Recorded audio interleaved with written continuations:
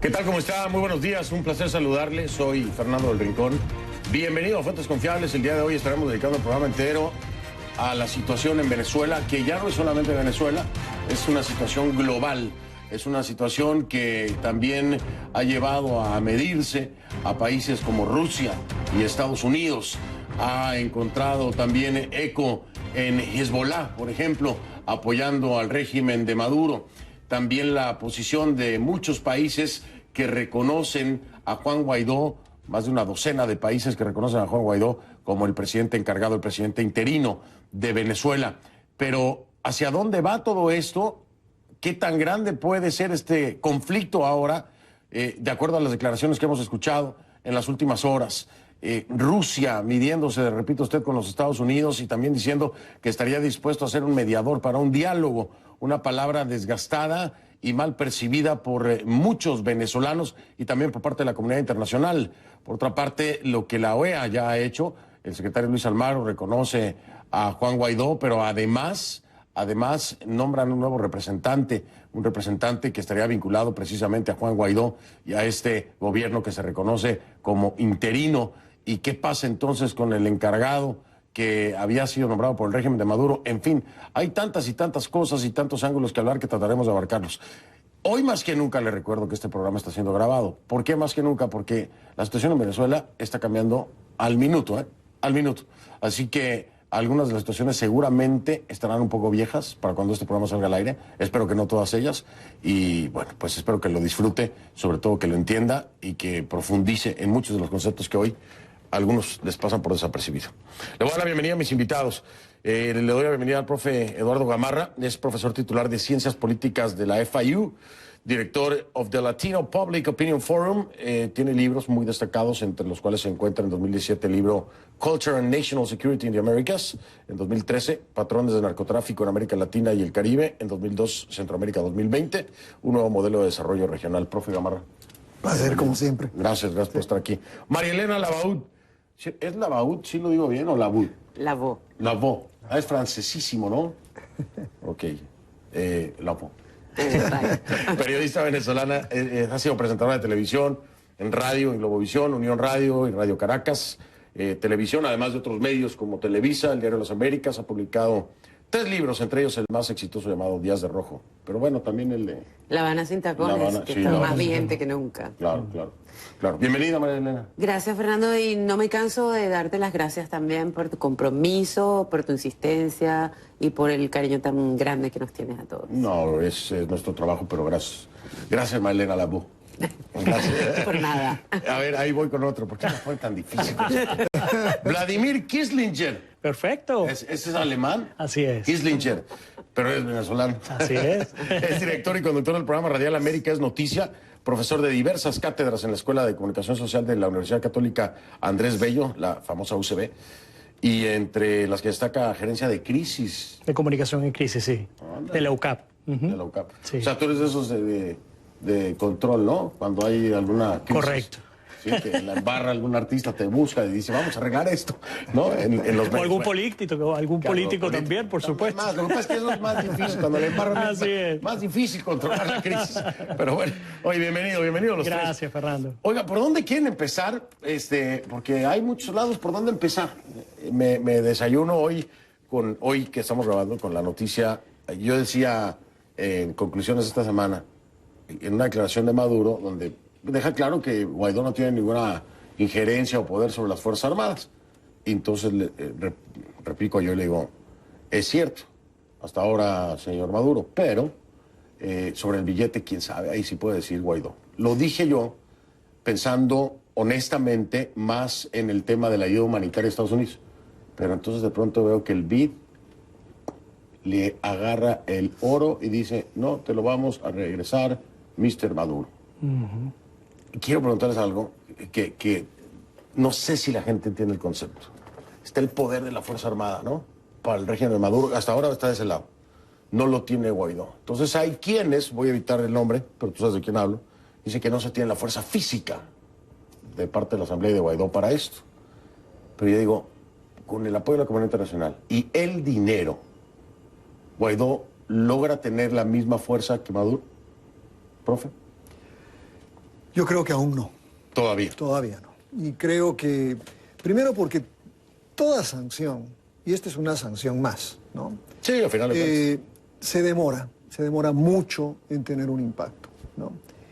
Y eso por una parte, ¿no? Lo positivo es que ya no es simplemente Estados Unidos, ya no son países aislados, ahora estamos hablando también de organismos internacionales, ¿no? Financieros internacionales que están tomando decisiones muy duras que a la larga van a tener un impacto. O sea, Venezuela en este momento no tiene acceso a crédito, no tiene acceso a ningún préstamo, y ahora con la sanción sobre precisamente el oro, le cierran otro canal más, ¿no? Ahora, a pesar de eso, tienen el país que mayor crédito tiene hoy en Venezuela es la China, ¿no? O sea, y eso no se ha cerrado. Tampoco se ha cerrado el tema ruso ni las relaciones nuevas, precisamente sobre el tema de oro, que es Turquía, ¿no? Entonces, y otros países árabes, ¿no? Y otros países árabes, ¿no? Además que está, pues obviamente, una dimensión que la hemos hablado mucho y que se la ha estudiado muchísimo, que es todo el tema del crimen organizado. Y la gran cantidad de dinero que fluye, ¿no?, a la economía venezolana por esa vía. Entonces yo creo que todavía hay mucho trecho por recorrer, ¿no? Y por otra parte, o sea, estamos hablando, uno de mis colegas habla mucho de que Venezuela hoy es un estado fallido.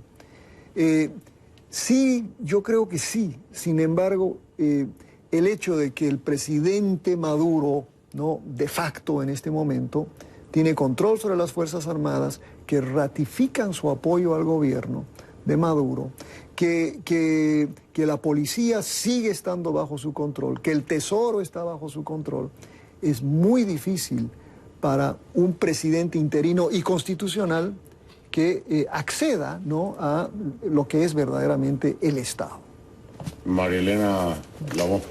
Bueno. Ya sé, a ver, dale. ¿Qué cosa? No, que te vi la cara, pero dale. Recuerdo la última vez que vine para acá, hace un par de semanas, que estábamos en la especulación, en la elucubración de por qué no se producía la asunción de Juan Guaidó, porque es asumir la competencia de la Constitución lo que ha hecho, asumir la competencia de la Presidencia de la República.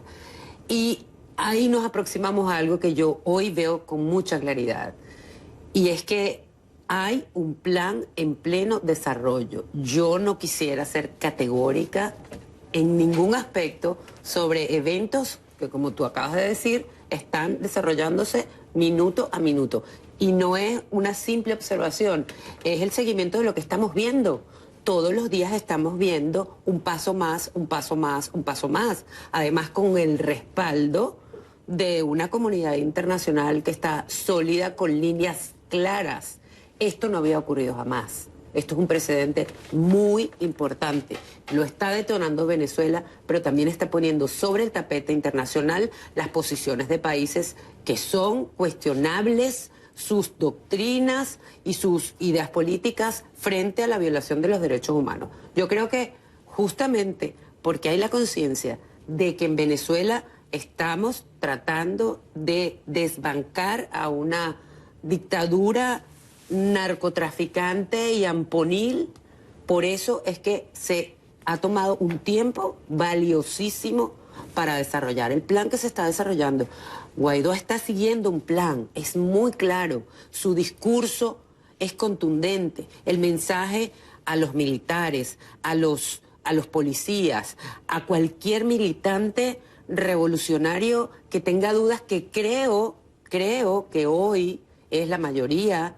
Yo no me atrevería a decir categóricamente que el ilegítimo señor Nicolás Maduro tiene el poder sobre la Fuerza Armada. En absoluto, yo tengo mis dudas, porque a mí me llama muchísimo la atención cómo hasta ahora no ha habido un derroche de fuerza por parte del gobierno, cómo no ha habido una reacción aplastante.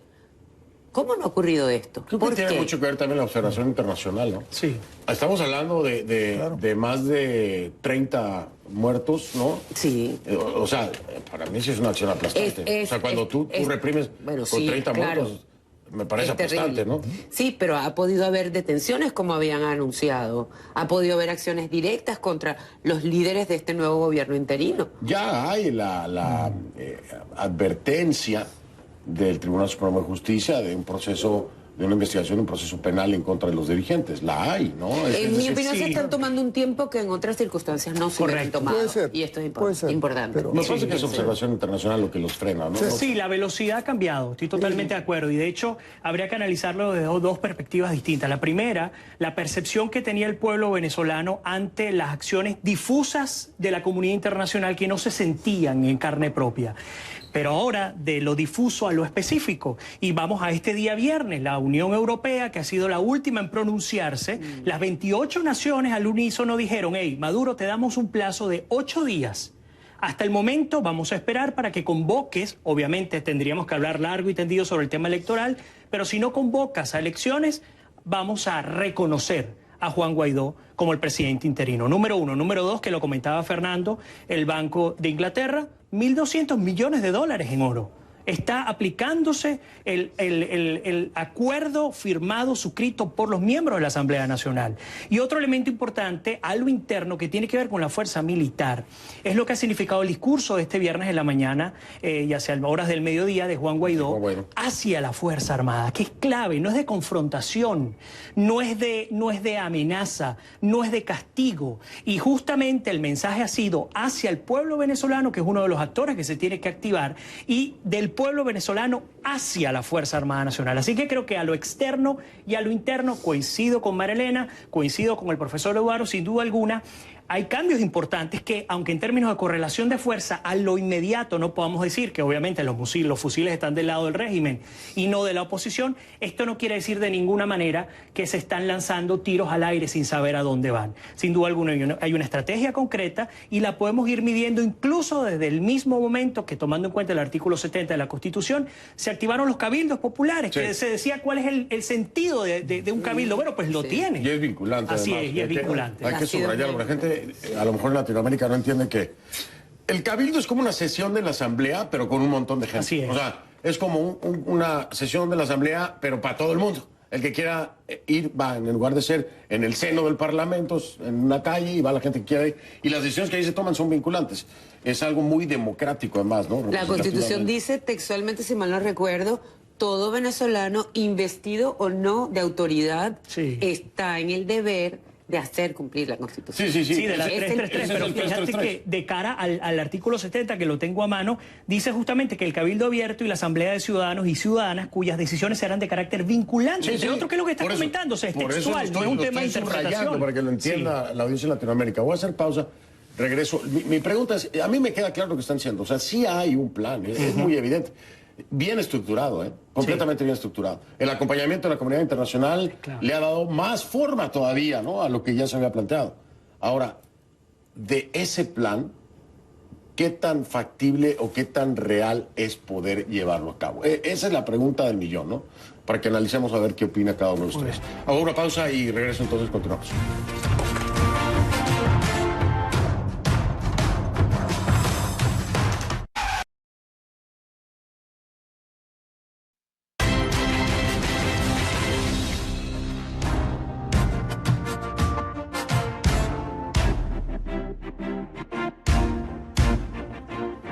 Estamos de vuelta.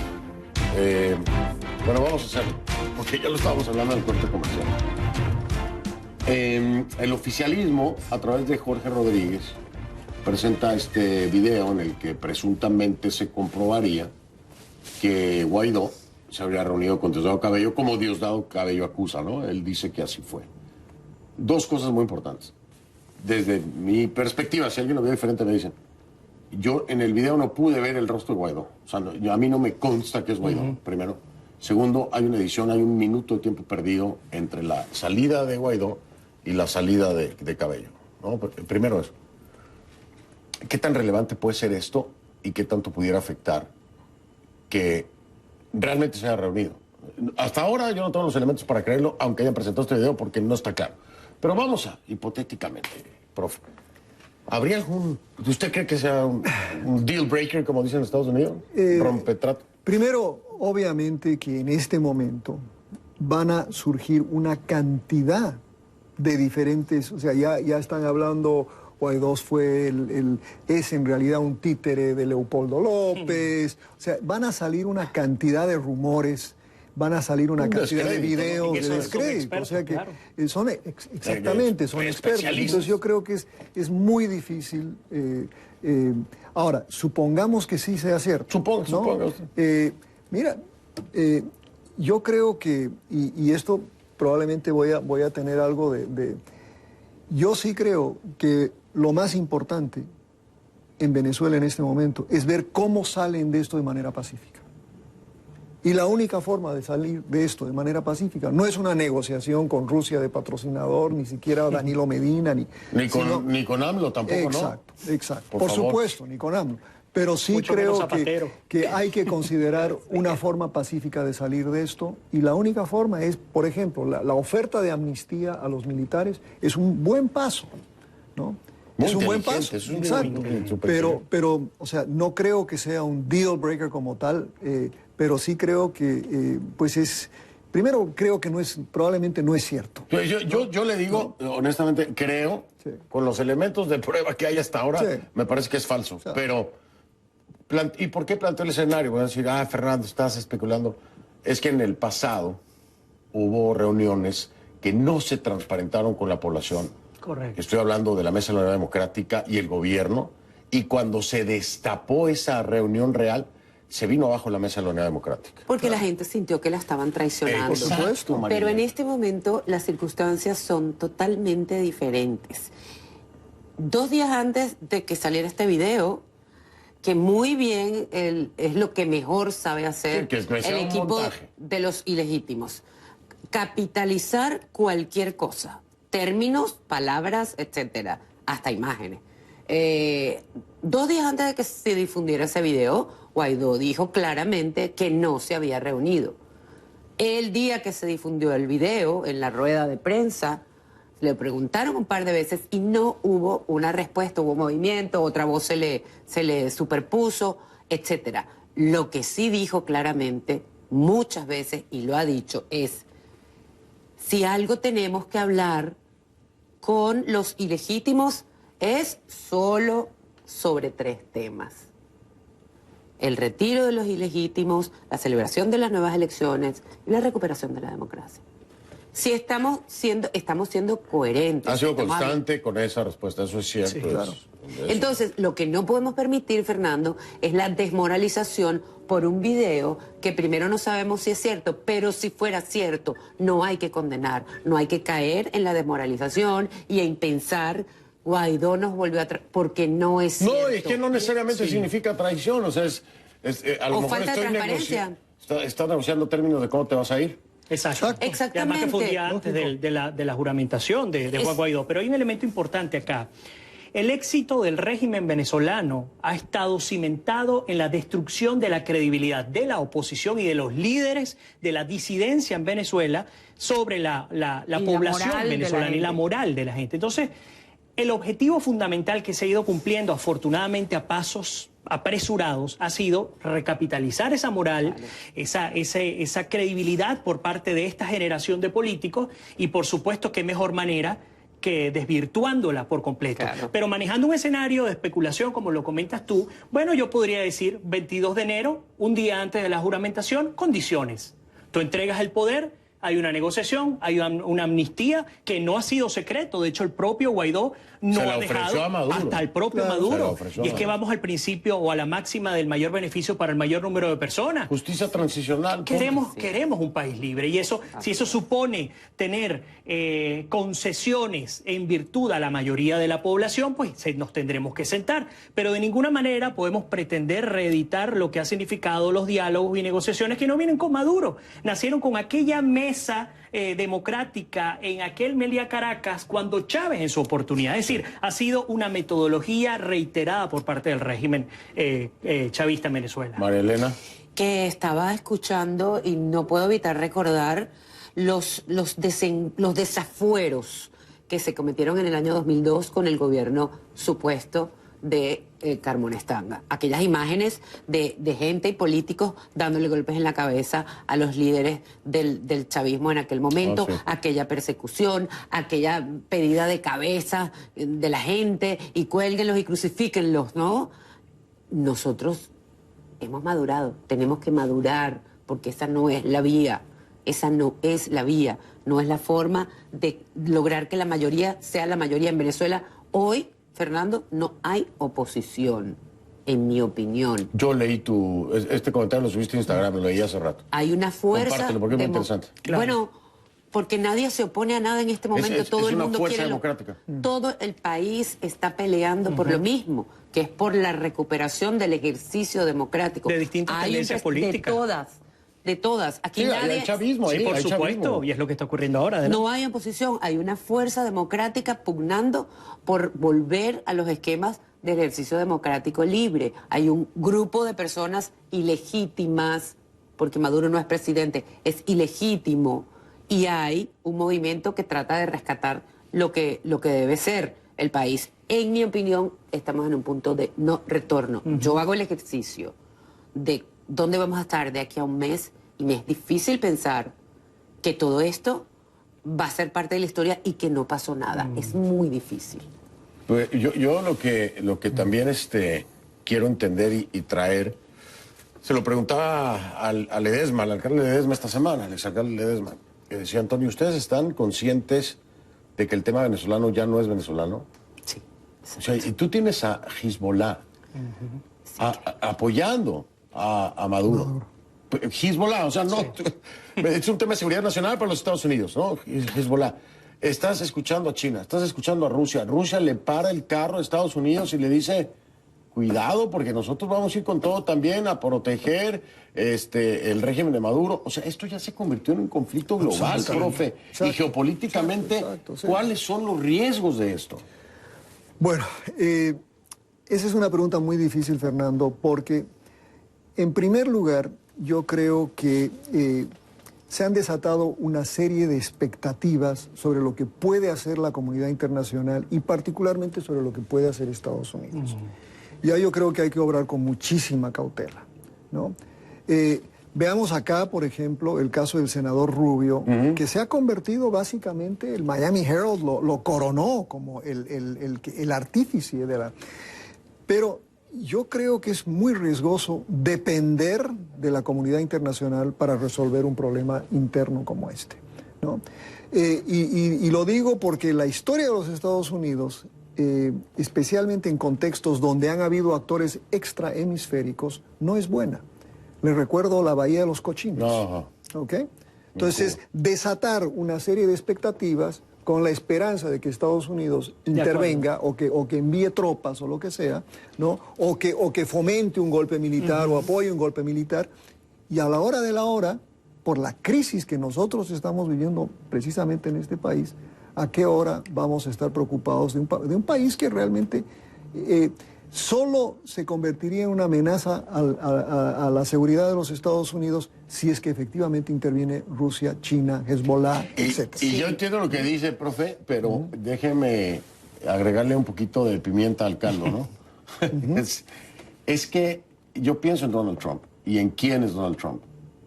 Y cuando veo que le avientan un reto tan frontal desde el Kremlin, me pregunto, ¿qué pasa en el ego de Donald Trump? Porque está ocupado con el cierre parcial del gobierno y que lo va a reabrir entonces por cierto tiempo y luego lo vuelve a cerrar, y su muro y la economía.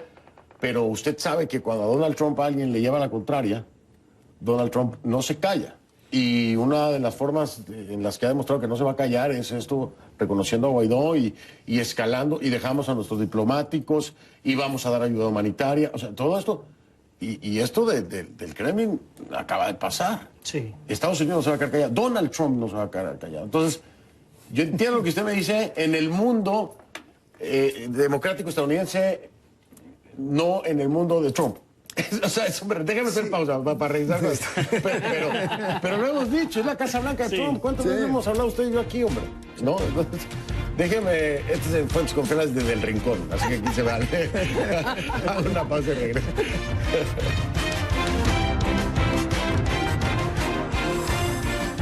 esta noche.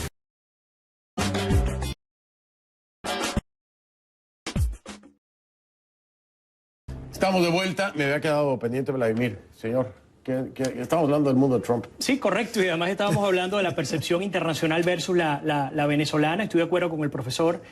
Es decir, el pueblo venezolano de ninguna manera sería el peor error confiar o poner sus esperanzas solo en una posible intervención. El mejor caso cubano, todavía Cuba está esperando a que los rescaten. Y es una realidad que duele mucho.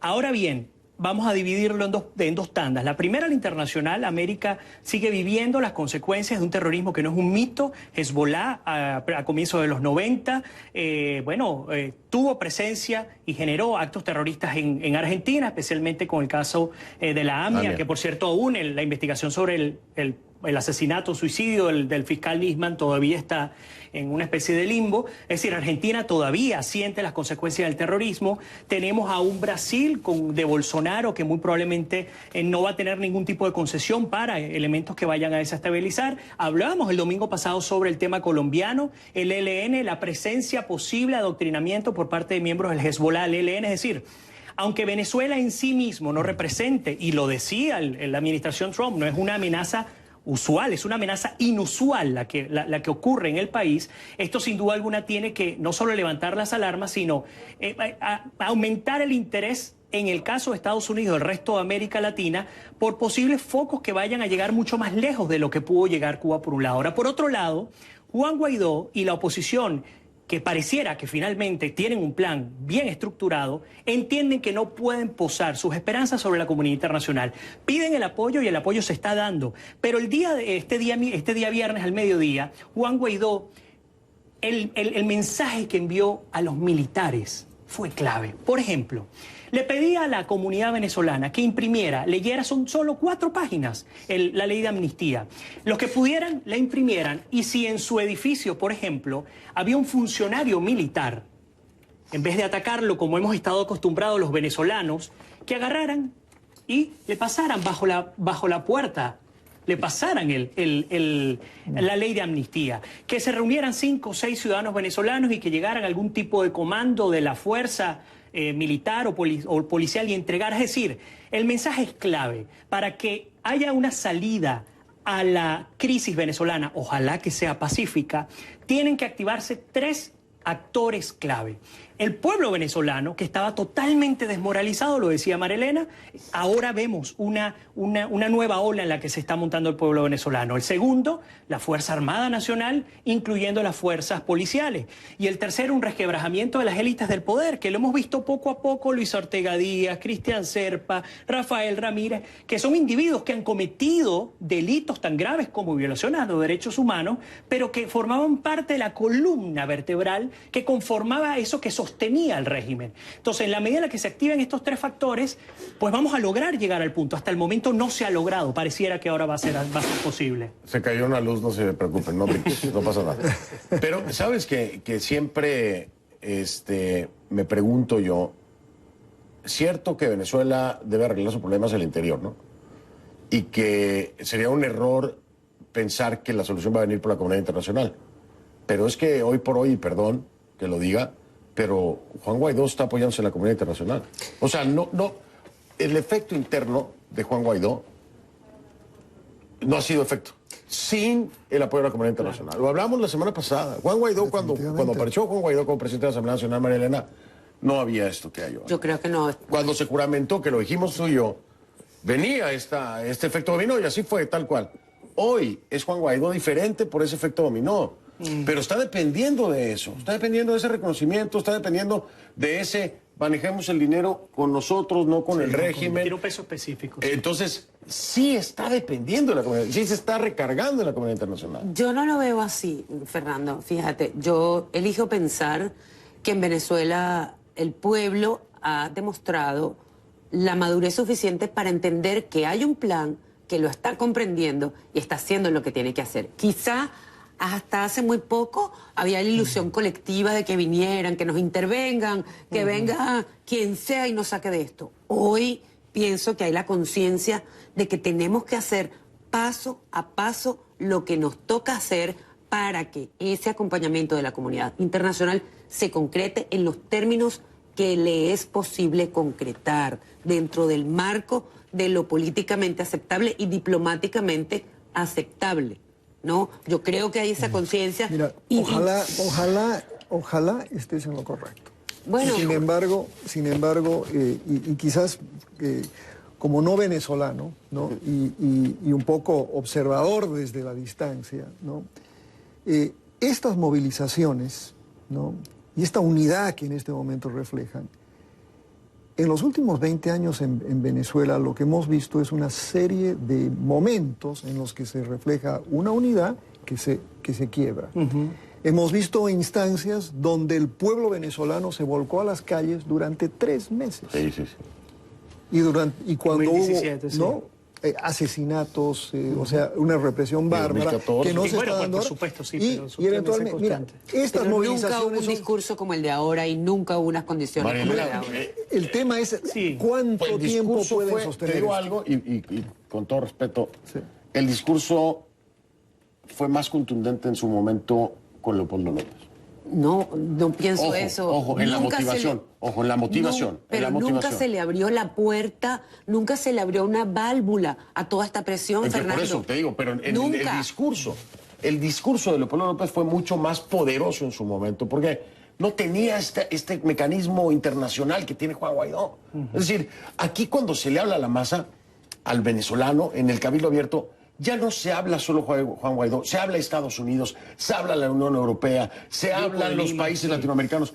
La palabra de Juan Guaidó va acompañada de la comunidad internacional. Claro. En su momento Leopoldo no tuvo No. ese acompañamiento y su palabra movilizó masas que llevaron precisamente a la calle a la gente, ¿no? Qué bueno que Juan Guaidó tenga esa fuerza que logra esta conexión. Pero, insisto, es por la comunidad internacional que hoy está pasando lo que está pasando.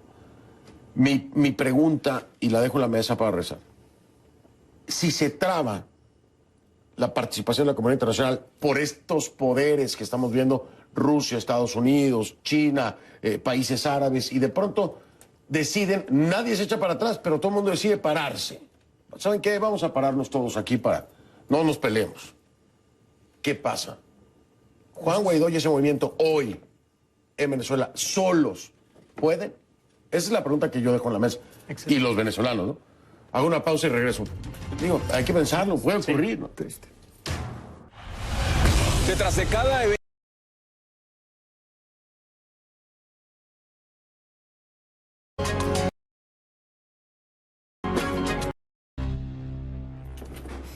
Estamos de vuelta. Entonces, les decía yo, porque a veces ocurre cuando va escalando la tensión entre otros países que se encuentran alrededor de un tercero, hay de pronto quien dice, vamos a parar aquí todos, no nos conflictuemos Rusia y Estados Unidos por otro país, vamos a parar aquí. Y si esto llega a pasar, todo el mundo ya fijó postura, pero se paran, y vamos a dar un paso atrás y vemos qué hacen ellos. ¿Qué pasa con Guaidó? ¿Qué pasa con esta idea y esta estructura de gobierno que está tratando de plantear? Esa es mi pregunta, porque puede pasar, es un escenario. Sí, no creo que ocurra, pero manejando ese escenario, y creo que eso lo ha previsto la oposición, lo ha previsto Guaidó, de allí a que el mensaje a los militares sea clave.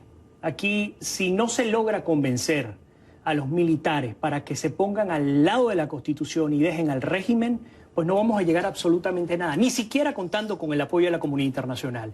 ¿Es difícil? Sí. Imposible no, porque esa válvula de escape que se abrió, que tiene que ver, insisto, con la ley de amnistía, que es más poderosa de lo que uno pudiera imaginarse, donde hay que entender que la Fuerza Armada y las élites del poder están hasta acá de hechos de corrupción, porque es un Estado criminal, como lo dice María Corina Machado, pero bajo el principio que es un Estado criminal y que la mayoría de los que conforman este Estado han cometido delitos y que ven en esta su salvación, pueden potencialmente convertirse en aliados para la caída del régimen con un fin único, salvar el pellejo. Sí, entonces, por eso es que el mensaje de Guaidó ocupa al menos el 40% de su discurso a hablarle a la fuerza militar y a las élites del poder. Él no está diciéndole a los venezolanos, vamos con la comunidad internacional. Obvio, la marca respaldadora, digamos, los que están allí. Es que vengo dando ahí. fuerza. Es como el niño, ¿no? Que llega y se le cuadra, el niño de 11 años se le cuadra el hermano de 18 Y le dice, te voy a romper la cara. El hermano de 18 se le muere de la risa. Claro. Cuando el papá está parado atrás. Hasta que ve la patota atrás. Claro, Sí.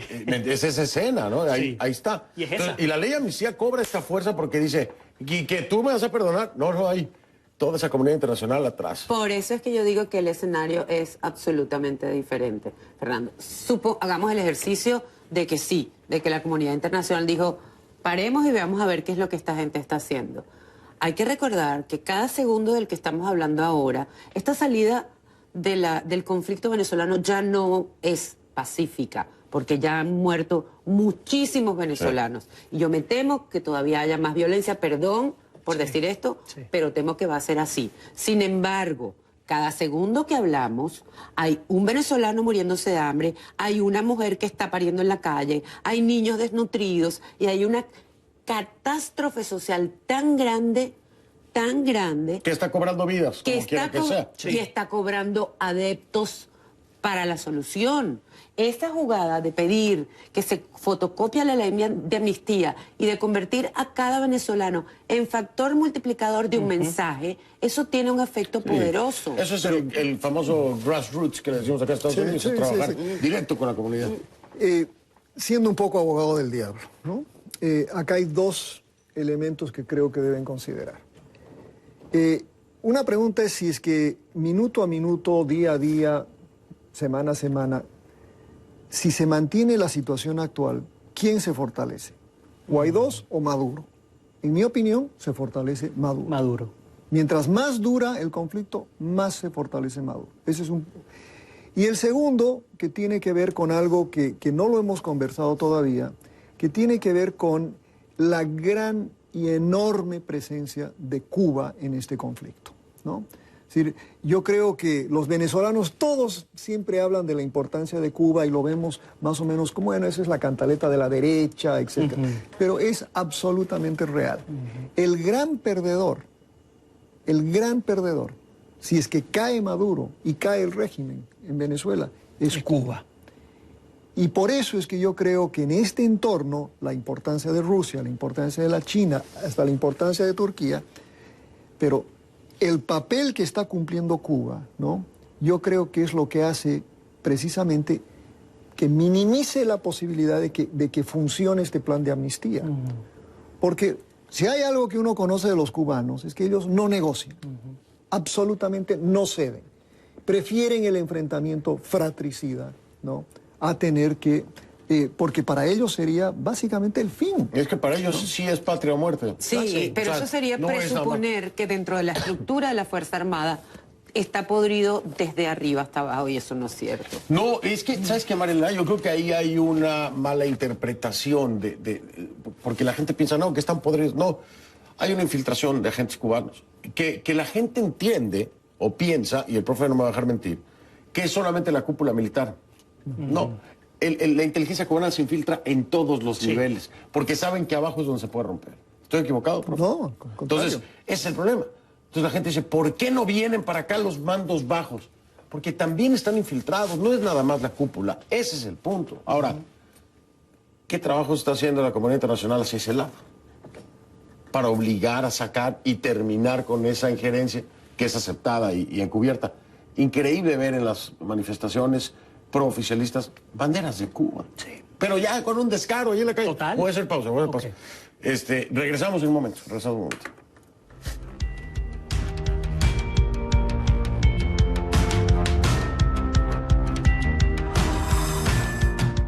El Papa Francisco visita Panamá. Bueno, la realidad de... Estamos de vuelta y continuamos con esto. El factor... No, es que es otro tema que yo me lo he cuestionado. O sea, yo veo esta actividad, toda la comunidad internacional enfocada en Venezuela, enfocada en Maduro, enfocada en Guaidó, y la queja permanente de Cuba. Sí. Y entonces yo digo, ¿y quién está enfocándose en Cuba de toda esta comunidad internacional? Porque, vaya... Ahí están las Fuerzas Armadas. Y el factor de Cuba en las Fuerzas Armadas es lo que, al parecer, impide que haya una sumatoria de las Fuerzas Armadas. ¿Y quién está trabajando entonces con el tema cubano? Profe, ¿hay alguien? ¿Usted vislumbra que hay algún trabajo concreto en este sentido? No, es que otra vez es algo como que estamos volviendo, vamos a reeditar la Guerra Fría, ¿no? Solo que con una... O sea, acuérdate que Putin es un tipo de derecha, ¿ya? Habrá sido agente de la KGB, pero es un tipo de la derecha y quizás por eso es amigo de Trump. La China es un país absolutamente capitalista, no estamos hablando de socialismo. Es cierto. Los únicos que siguen hablando de un socialismo trasnochado son los cubanos, ¿no? Que tampoco han entendido lo que su propia transición les está diciendo. Pero ellos sí tienen en este hemisferio la mejor inteligencia, han penetrado los aparatos de inteligencia en Bolivia, en Ecuador, en Nicaragua. Entonces, tumbarlos es muy difícil, ¿no? Y ahora yo creo que sí, ¿cómo te diría? Aplaudo tu optimismo, porque creo que sí es absolutamente necesario ese optimismo, ¿no? La realidad me dice que estos son procesos largos, son procesos que se demoran mucho, ¿no? Y especialmente porque ellos han tenido 20 años de construcción de esto. Son 20 años de construcción. Y la construcción de esto empezó el primer día. Y mucha gente creyó en ellos pensando que eran liberales como el resto de nosotros. Pero ellos desde el principio tenían claro lo que iban a construir. Desmantelar esto, solo hay que preguntarles a los cubanos. Yo creo que en Cuba no hay ideología, profesor, no hay socialismo ni hay principios de ningún tipo, ya filosófico, político, moral, no existe. En Cuba lo que hay es lo mismo que hay en Venezuela ahora, o sea, no creo que haya ningún socialismo que defender, sino todo lo contrario. Yo elijo pensar, so riesgo de seguir luciendo naif, que el discurso de Guaidó el viernes, donde introduce el tema cubano, comienza un nuevo capítulo, ya que la ley de amnistía está en la calle y ya el juego se sirvió con el mensaje de repliquen y vamos a darle a esto, ¿no? Sin duda. Quiero pensar que el tema cubano se va a sumar a la agenda del discurso de Guaidó desde Sin duda, este me parece que es una nueva... Porque sí, ciertamente es un tema... Es una nueva puerta. Definitivamente el tema de la amnistía es una nueva puerta que debe tener algún efecto diferente a cómo se vinieron haciendo las cosas antes. ¿Cuál va a ser y qué tan profundo? No lo sabemos. Lo que sí sé es que tengo que hacer pausa. Ya regresé. Vladimir ya quería entrarle. Te prometo que regreso. Esta noche.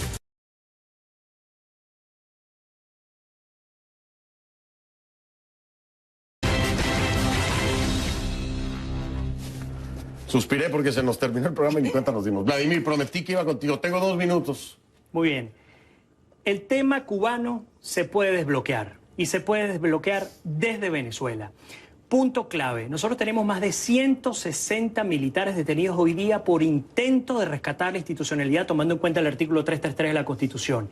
Aparte de ellos tenemos más de 5.000 oficiales y tropa profesional que han desertado de la fuerza. Si la Fuerza Armada logra comprar el discurso que está vendiendo Juan Guaidó, sin duda alguna, que el viernes lo dijo contra el tema cubano, pues sin duda alguna vamos a lograr sacar a los cubanos que son los primeros interesados en que esto se mantenga en el tiempo.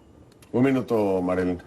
Yo sigo confiando en que la situación de Venezuela está en un punto de no retorno. Me es difícil pensar que dentro de 1 o 2 o lo que sea, vamos a volver a lo que teníamos. Para mí no es posible esto. Yo aplaudo la madurez del pueblo venezolano, agradezco desde lo más profundo de mi alma el apoyo de la comunidad internacional, la responsabilidad de periodistas como tú, y sé que este tema es un tema digno de estudio, que está sembrando nuevos paradigmas, nuevos parámetros, nuevas realidades de cara al respeto a los derechos humanos, porque aquí ya no estamos hablando de libre determinación de ningún pueblo, aquí estamos hablando de respetar la calidad humana de las personas. Profe, ya no le puedo dar tiempo. No, está bien. Se lo robó María. Era más importante.